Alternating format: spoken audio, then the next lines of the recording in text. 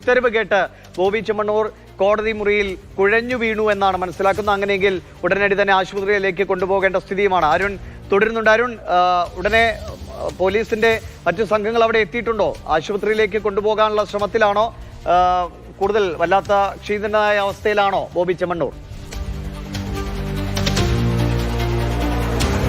എന്തായാലും കോടതി മുറിക്കുള്ളിൽ അദ്ദേഹം ഒരുപാട് സമയം ചെലവഴിച്ചു എന്ന് തന്നെ പറയാം. കാരണം ഈ 11 മണിക്ക് ശേഷം 12 കൂടിയാണ് ബോബി ചെമ്മണ്ണൂരിനെ കോടതിക്ക് മുമ്പാകെ ഹാജരാക്കി. അതിനുശേഷം 2 മണിയോടുകൂടി വാദപ്രതിവാദങ്ങൾ തീർന്നു. അതിനുശേഷം 3 മണിക്കൂർ പിന്നിടുന്ന ഘട്ടത്തിലാണ് ഇക്കാര്യത്തിലുള്ള ഒരു ഉത്തരവ് കോടതിയുടെ ഭാഗത്തുനിന്നുണ്ടായിരിക്കുന്നത്. സാധാരണഗതിയിൽ ഈ ഉത്തരവിന് വേണ്ടി കോടതി പിരിയുമ്പോൾ ഇത്തരം പ്രതികൾക്ക് കോടതിക്ക് പുറത്തു പോകാനുള്ള അല്ലെങ്കിൽ പുറത്ത് ഇറങ്ങി നിൽക്കാനുള്ള അവസരമുണ്ടാകും. പക്ഷേ ഈ കേസിൽ കോടതി പിരിഞ്ഞ സമയത്ത് ജഡ്ജി അന്വേഷണ ഉദ്യോഗസ്ഥനെ വിളിച്ചു പറഞ്ഞിരുന്നു ബോബി ചെമ്മണ്ണൂരിനെ കോടതിക്ക് പുറത്തേക്ക് കൊണ്ടുപോകേണ്ട, കോടതി മുറിക്കുള്ളിൽ ഇരുത്തിയാൽ മതി എന്ന് പറഞ്ഞിരുന്നു. എന്തായാലും അങ്ങനെ ഇരുത്തിയ ബോബി ചെമ്മണ്ണൂരിനെ ജയിലിലേക്ക് അയക്കാനാണ് കോടതി തീരുമാനിച്ചിരിക്കുന്നത്. 14 ദിവസത്തേക്ക് റിമാൻഡ് ചെയ്തിരിക്കുന്നു.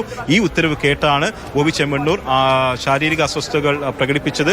ഇപ്പോൾ കോടതിക്ക് മുമ്പ് ഈ ഒരു വിവരത്തിന് ശേഷം കൂടുതൽ വിവരങ്ങൾ കോടതിക്കുള്ളിൽ നമുക്ക് ലഭ്യമായിട്ടുള്ള ഒരുപക്ഷെ പ്രാഥമികമായിട്ടുള്ള പരിശോധനകൾ കോടതിക്കുള്ളിൽ തന്നെ നടക്കുന്നുണ്ടാകാം. അതുകൊണ്ടായിരിക്കാം ഇത്രയും സമയമായിട്ടും പുറത്തേക്ക് കൊണ്ടുവരാത്തത്. പ്രാഥമിക ശുശ്രൂഷ നൽകുന്നുണ്ടാകാം. എന്തായാലും ബോബി ചെമ്മണ്ണൂരിന് ജയിലിലേക്ക് പോകേണ്ടി വരും. ഒരുപക്ഷെ ഈ ആരോഗ്യ പ്രശ്നങ്ങൾ ഉണ്ടെങ്കിൽ അദ്ദേഹത്തെ നേരെ ആശുപത്രിയിലായിരിക്കും കൊണ്ടുപോകുക. അവിടുത്തെ പരിശോധനകൾക്ക് ശേഷമാകും ജയിലിലേക്ക് കൊണ്ടുപോകണോ എന്നുള്ള കാര്യത്തിൽ തീരുമാനമെടുക്കുക. കാരണം കൂടുതൽ ആരോഗ്യപരമായിട്ടുള്ള പ്രശ്നങ്ങളുണ്ടെങ്കിൽ, കൂടുതൽ ചികിത്സ ആവശ്യമെങ്കിൽ കോടതി ആശുപത്രിയിൽ തന്നെ തുടരാൻ കഴിയും. അത് അദ്ദേഹത്തിന് ആംബുലൻസ് ഒക്കെ അവിടെ എത്തേണ്ടതുമല്ലേ? പിന്നെ കോടതി സമക്ഷം സമീപത്തൊക്കെ ആംബുലൻസിന്റെ ഒക്കെ സേവനം എപ്പോഴും ലഭ്യമായിരിക്കുമല്ലോ അരുൺ? അതെ, അത്തരം അങ്ങനെ ഗൗരവതരമായ വിഷയമില്ല എന്നുള്ളതാണ് ഇപ്പോൾ ഇത്രയും സമയം എടുക്കുന്നത് കൊണ്ട് മനസ്സിലാക്കുന്നത്.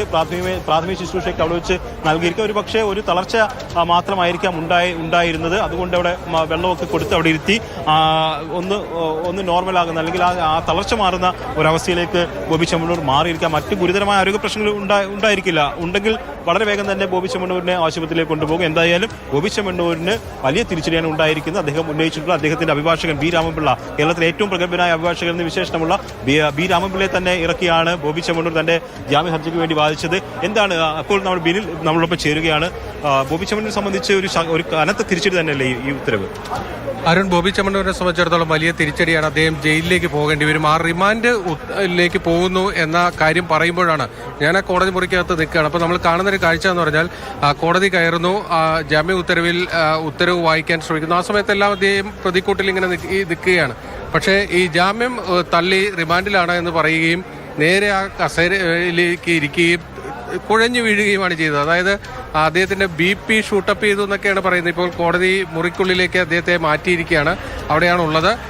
ഇപ്പോൾ ബോബി ചെമ്മണ്ണൂർ കുഴഞ്ഞു വീണുവെന്ന്, അതായത് ഈ ഉത്തരവ് അദ്ദേഹത്തിന് അനുകൂലമായിരുന്നുവെങ്കിൽ സ്വാഭാവികമായി അദ്ദേഹം നടന്നുപോയാൻ. ആ രീതിയിൽ തന്നെയാണ് അദ്ദേഹം അവിടെ ഇരുന്നിരുന്നത്. അദ്ദേഹത്തിനെതിരായി ഉത്തരവൊന്നും നാടകമാണെന്ന് തോന്നാം. സ്വാഭാവികമായി ഒരു നാടകം തന്നെയാണ് അവിടെ നടന്നത്. കാര്യം ഞാൻ നേരിട്ട് കണ്ടുകൊണ്ടിരിക്കുകയാണ്. ആ ഉത്തരവ് കോടതി പറയുകയും അദ്ദേഹത്തിന്റെ ഭാഗത്തേക്ക്, അതായത് പ്രതിക്കൂട്ടിലേക്ക് തിരിഞ്ഞു നോക്കുമ്പോൾ കാണുന്നത് ആ ബെഞ്ചിലേക്ക് ഇരിക്കുന്നു, നേരെ ചരിഞ്ഞു വീഴുന്നു. ജയിൽ ഒഴിവാക്കാനുള്ള ശ്രമമാണ് ഇപ്പോൾ നടന്നിരിക്കുന്നത്. പക്ഷേ പോലീസിനെ സംബന്ധിച്ചിടത്തോളം ഇനി വൈദ്യപരിശോധനയ്ക്ക് കൊണ്ടുപോകേണ്ടി വരും.